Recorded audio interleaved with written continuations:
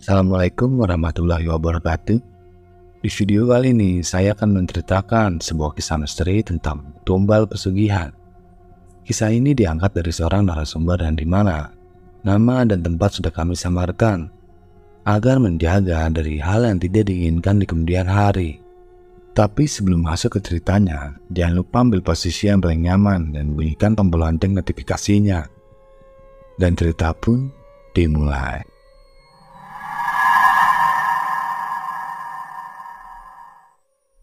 Namaku Reza. Cerita tumbal pesugihan ini yang aku alami ini terjadi sudah lama sekali. Hampir 15 tahun yang lalu, di sebuah desa pinggiran dari perkotaan di kawasan Bandung Selatan.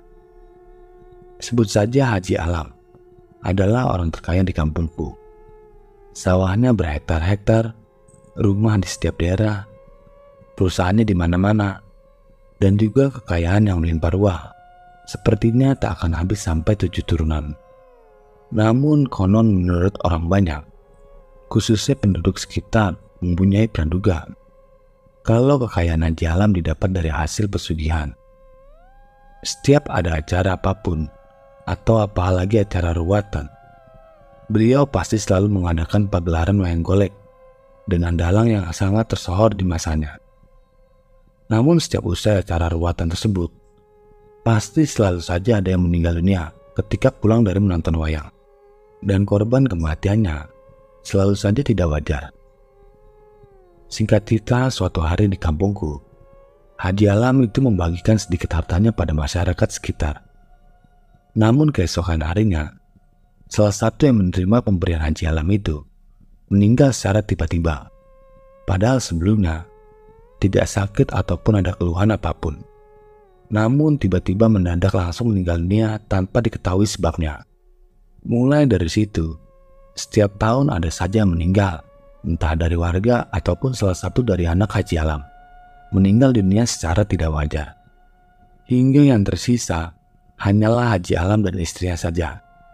Namun mungkin karena yang dijanjikan tumbal susah didapat lagi, akhirnya istrinya pun ikut meninggal dunia. Dan yang tersisa sendirian hanya Haji Alam saja. Walaupun kekayaannya sangat melimpah, namun dari sinar wajahnya Haji Alam terlihat kehampaan. Tidak adanya keceriaan, bahkan beliau sering sakit-sakitan. Hingga kemudian Haji Alam mencari orang yang mau dijadikan pembantunya untuk menemaninya dan menjadikan orang yang mengurusnya di saat Haji Alam sudah mulai sakit-sakitan. Karena hanya dialah yang tersisa setelah semua keluarganya sudah meninggal dunia, dari anak, istri, dan menantunya. Singkat cerita, Haji Alam pun mendapatkan seorang pembantu yang mengurus dan menemaninya di saat dia dalam kesendiriannya. Sebut saja namanya Mang Soleh. Seorang pria parubaya yang pandai mengurus rumah, kebun, dan juga bisa merawat Haji Alam dengan baik. Hingga Haji Alam pun sangat menyayanginya.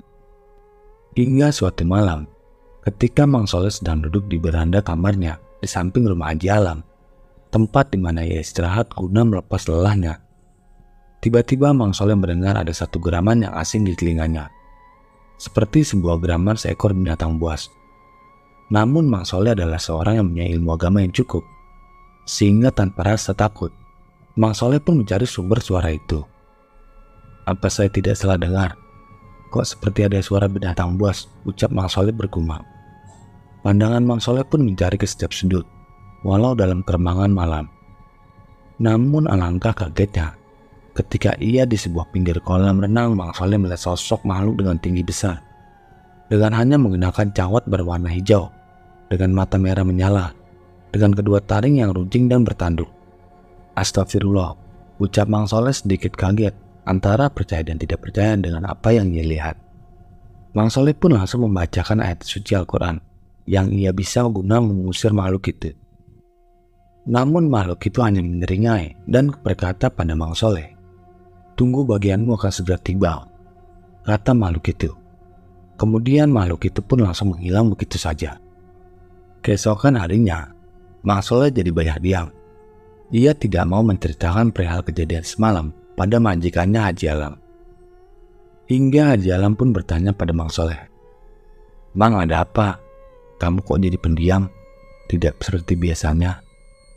Apa ada masalah?" Coba cerita sini ke saya.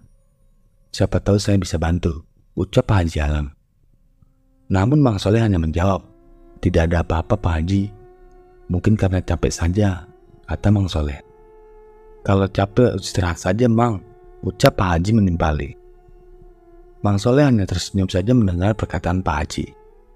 Iya Pak Haji. Ya sudah, kalau ada apa-apa bilang saja ke Pak Haji Mang, ucap Haji Alam. Dan Mang Soleh pun hanya mengangguk dengan ramah. Singkat cerita, beberapa hari telah berlangsung. Semenjak kejadian Mang Soleh melihat makhluk itu, Mang Soleh jadi semakin rajin beribadah, berzikir, pasrah dan meminta pertolongan hanya kepada Allah Subhanahu wa Ta'ala. Karena dalam benaknya, ia sudah merasa yakin kalau yang disebutkan oleh masyarakat banyak itu benar, bahwa Haji Alam majikannya memang bersekutu dengan jin. Hingga di suatu malam, sekitar jam 1 dini hari, tepat di malam Jumat, ketika Mang Soleh hendak tertidur kembali setelah melaksanakan salat tahajud, tiba-tiba saja ia mendengar geraman yang pernah didengarnya dulu. Namun geraman kali ini disertai sebutan memanggil namanya. Soleh, Soleh, ini sudah waktunya kamu ikut saya, ucap makhluk itu. Mang Soleh pun kaget dan langsung terjaga. Namun dengan ilmu agama dan keyakinannya hanya kepada Allah, Mang Soleh malah balik menantang makhluk itu. Hei jin, setan, kamu berani bawa saya? Coba tunjukkan wajah aslimu di depan saya, ucap Mang Soleh dengan lantang. Hingga makhluk itu pun langsung menampakkan dirinya di hadapan Mang Soleh. Dan pergulatan batin dan kekuatan spiritual pun berlangsung. Namun dengan kekuatan iman dan agama yang dimiliki Mang Soleh, akhirnya kekuatan jin itu pun akhirnya bisa dikalahkan. Hingga makhluk itu meminta ampun pada Mang Soleh dan berkata, Ampun, maafkan saya. Saya hanya minta tumbal dan nagih janji kepada majikan kamu.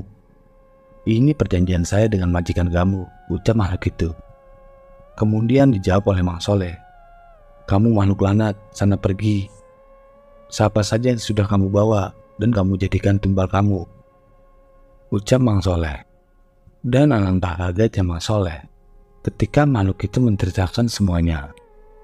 Kalau tumbal pesugihan meski diambil setiap tahun 1 nyawa, dan dari mulai anak, cucu sampai menantu telah dijadikan tumbalnya oleh Haji Alam.